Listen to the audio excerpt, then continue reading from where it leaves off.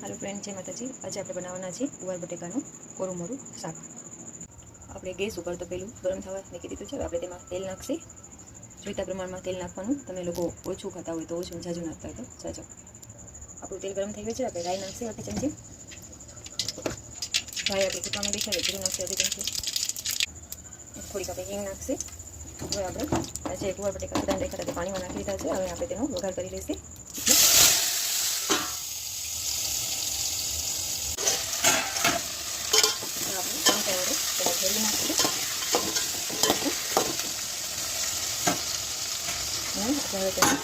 थाली ढाँकीने राखी दईशुं। गैस साव धीमो करी नाखशुं।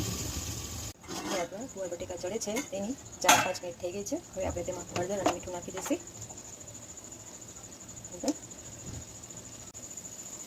मीठुं हवे आपणे तेने हलावी नाखशुं।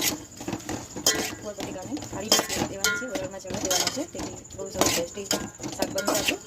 आ रीतना मिक्स करी अने पाછી आपणे थाળી ढांकी दईशुं। बस वरी पाछा आपणे 5-6 मिनिट पछी तेने चेक करशुं। 4-5 मिनिट थई गई है। हवे आपणे गुવાર अने बटेकाने हलावी लेशुं। वरी पाछा आपणे थाળી ढांकी दईशुं।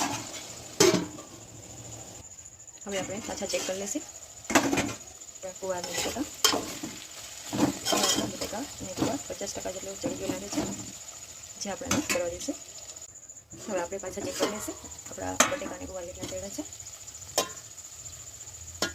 ચાલો, બટેકા ભાંગવા માંડ્યા છે, થોડા જ કાચા છે એટલે 80-90% ચડી ગયા છે। હવે આપણે આમાં ખાંડેલું મરચું છે તે નાખી દઈશું।